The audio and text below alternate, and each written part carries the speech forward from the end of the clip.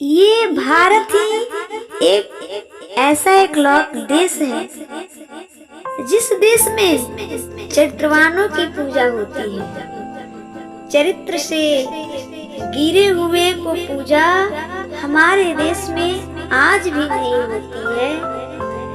जैसा कि आप सभी ने देखा होगा कि हर जगह रावण की आज भी पुतला दहन होता है। रावण की आज भी पुतला दहन होता है, जबकि हमारे श्री रामचंद्र जी की मूर्तियां बनाई जाती है, बड़े बड़े मंदिर बनाए जाते हैं और भगवान श्री रामचंद्र की पूजा होती है। इसलिए आप अपने चरित्र पर आँच न आने दे, अपने कैरेक्टर को बचा कर रखें। कहा जाता है कि धर्मो रक्षति रक्षता, जो धर्म का रक्षा करता है उसका रक्षा धर्म स्वयं करता है। तो हमें चाहिए कि अपने चरित्र को किसी भी हालत में रहकर, किसी भी पोजीशन में जीकर अपने चरित्र पर आँच न आने दे और अपने चरित्र को बचाए रखे। भगवान राम के पास भी शूर्पणखा गई थी विवाह की प्रस्ताव लेकर। देखिए मेरे भगवान कितने चरित्रवान हैं, इसलिए तो पुरुषोत्तम पुरुष बोलते हैं। विवाह की प्रस्ताव लेकर गए थे, परंतु मेरे श्री राम उनके तरफ देखा भी नहीं और क्या कहा, देवी। वही रावण एक मेरे भगवान कैसे हैं जिसके पास स्वयं स्त्री गई थी विवाह की प्रस्ताव लेकर, तो भगवान ने उसे ठुकरा दी। जबकि शूर्पणखा वास्तव में अपनी असली रूप में नहीं गई थी, विश्व सुंदरी बनकर गई थी भगवान को लुभाने के लिए। भगवान को देखकर मोहित हो गई थी और विश्व सुंदरी बनकर गई थी। शूर्पणखा की थोड़ी सी मैं चर्चा यहाँ कर दूं। उनका नाम वास्तव में शूर्पणखा नहीं था, उनका नाम था कामले। लेकिन शूर्पणखा क्यों नाम पड़ा? नाक कटने से नहीं, शूर्पणखा नाम इसलिए पड़ा कि वो हाथ पैर बीसों नाखून को पूरा सूप के जैसा बड़ा बड़ा बढ़ा कर रखती थी, इसलिए शूर्पणखा नाम पड़ा। आज तो एक शूर्पणखा बढ़ा कर रखती है।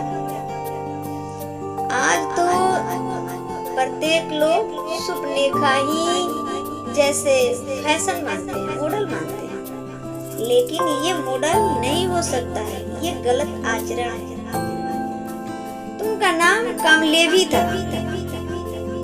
तो भगवान श्री रामचंद्र को जब उन्होंने देखा तो मोहित होकर भगवान के पास अपने विवाह की प्रस्ताव लेकर गई और भगवान उनके प्रस्ताव को ठुकरा दिया और उस प्रस्ताव को ठुकराना ही रावण से वध का कारण बन गया। श्री लक्ष्मण जी के पास जाती है, श्री लक्ष्मण जी भी ठुकरा देते हैं और कहते हैं कि अभी तो तुम कुछ देर पहले दास स्वामिनी बन रही थी और अभी आपने दासनी बनने चली है, आपको अंतर नहीं दिखता। श्री लक्ष्मण जी ने वहाँ ललकारे हैं, पर वो काम लेवी थी ना, उन्हें उसका कोई प्रभाव नहीं पड़ा। जब श्री लक्ष्मण जी ने ठुकरा दिया तब शूर्पणखा ने अपना विकराल रूप धारण किया और माँ सीता को खाने का प्रयत्न किया, मार देने का प्रयत्न किया। तब श्री लक्ष्मण जी ने उनका नाक काटा। इसमें कौन सी गलती कर? लेकिन एक रावण को देखो जिसके राजमहल में एक से एक सुंदर स्त्रियां पड़ी थी,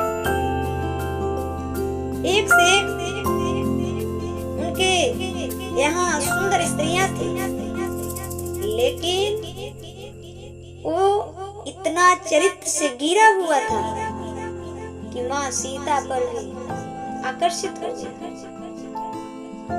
और माँ सीता पर आकर्षित होने का कारण है, एक स्त्री का हरण करने का कारण है, चरित्र से गिरने का कारण है।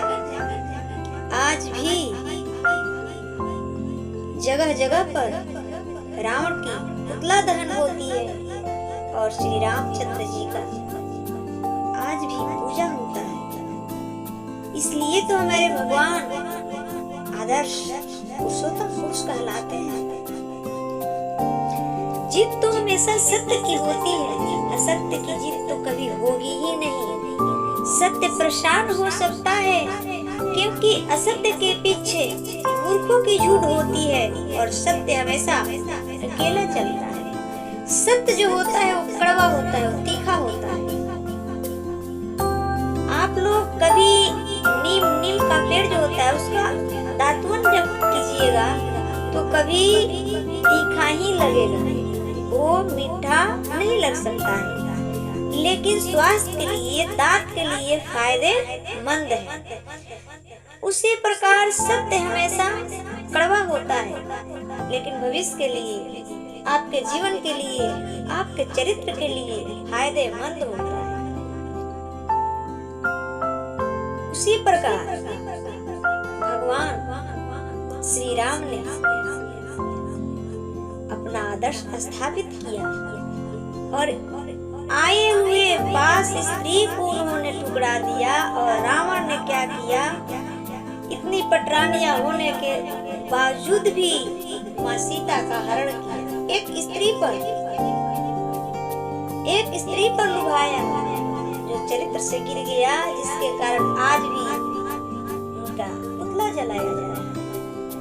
कौन रावण को सम्मान करता है, कौन रावण को जयकारा लगाता है?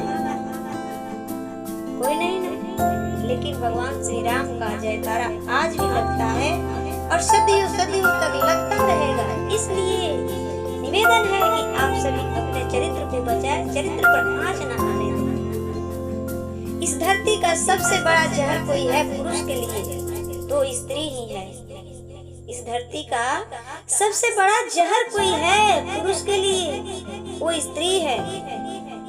पुरुष को नहीं मार सकता, पुरुष को युद्ध नहीं मार सकता, पुरुष को कोई मार नहीं सकता, लेकिन मार सकता है तो काम वासना, मार सकता है तो काम वासना, मार सकता है तो स्त्री का लोभ, प्राय स्त्री का लोभ, पर स्त्री और स्त्री के लिए सबसे बड़ा जहर पुरुष है। स्त्री के लिए सबसे बड़ा जहर पुरुष है। स्त्री भी देवियां होती है, उसे कोई मार नहीं सकता, लेकिन मार सकता है तो बस पुरुष। इसलिए निवेदन पूर्वक कहना चाहूंगी, आप सभी जैसे भी हो, नमक रोटी खा लिया करो, फटा वस्त्र पहन लिया करो, पर अपने चरित्र को बचा कर रखो। अपने चरित्र पर आँच न आने दो। चरित्र गया, सब कुछ गया। चरित्र है वहाँ भगवान है, वहाँ गोविंद रहते हैं। इसलिए